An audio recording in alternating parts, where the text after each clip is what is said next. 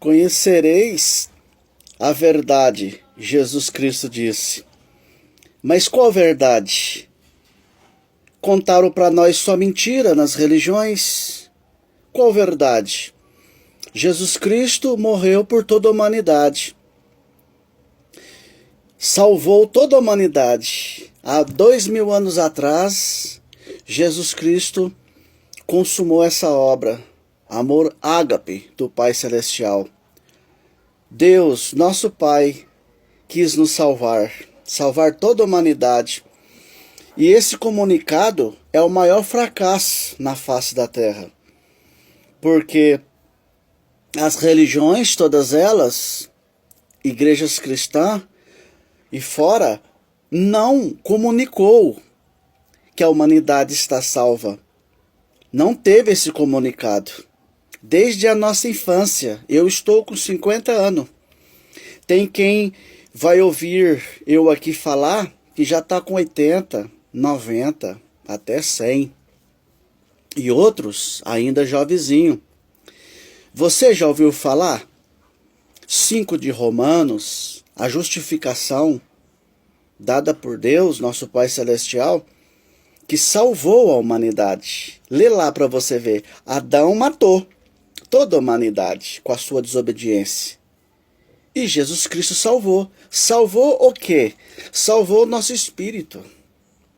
Onde também conhecemos de alma, né?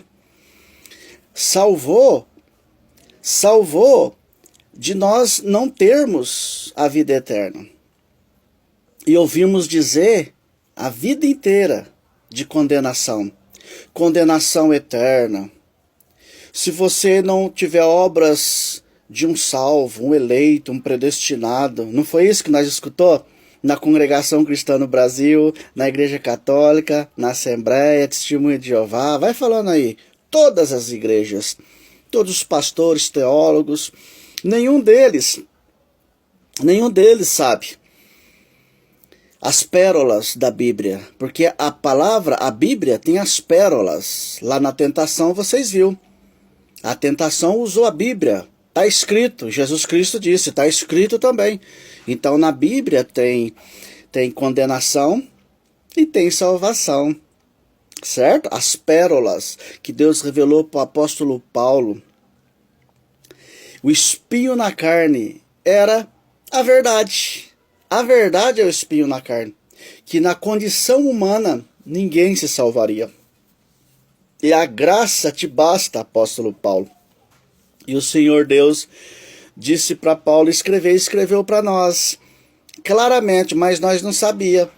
Precisou de alguém que escreveu, como o apóstolo Paulo, porque aprendeu diretamente de Deus, e precisou de hoje os irmãos e as irmãs e ensinar nós, porque teve o cuidado de questionar, de buscar, de pedir para Deus, de ler, reler e ver que ninguém tinha condições de se salvar por obras próprias, por méritos próprios, pois as nossas melhores obras é trapos de imundícias.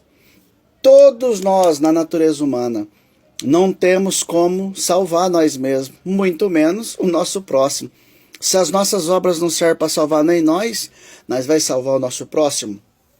Então, o apóstolo Paulo escreveu, ainda que eu desse o meu corpo para ser queimado, ainda que eu falasse as linguagens do céu, os idiomas, né? Espiritual, humano, ainda que nós desse toda a nossa renda, nada disso adiantaria se nós não entendesse o amor ágape do Pai Celestial, que é salvação a toda a humanidade, desde Adão até o último que nascer.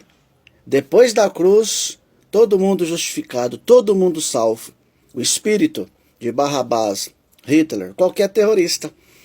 Se você julgar que você está salvo e que nenhum ser humano da face da terra tem dignidade de ser salvo, você também não está salvo. Você também está condenado. Porque na própria Bíblia está escrito, se você falhar um só erro, que seria, né, um só pecado, você já estaria condenado. Então, todo salvo por graça. Isto é graça, favor imerecido do Pai Celestial. Tem que ser humilde para aceitar. Salvação ao nosso próximo, que é toda a humanidade.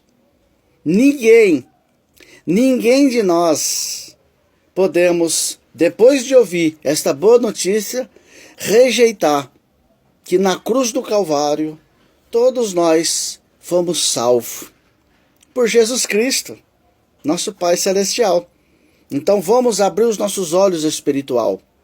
Vamos ouvir a mensagem pura e vamos deixar de lado esses mentirosos teólogos, pastores, padres e etc, que anda pregando mentira para a humanidade.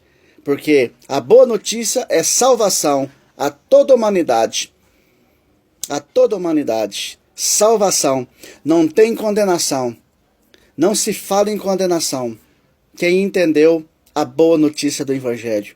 Por isso o Evangelho de Jesus Cristo tem sido um fracasso na face da terra. O comunicado, mas a obra não.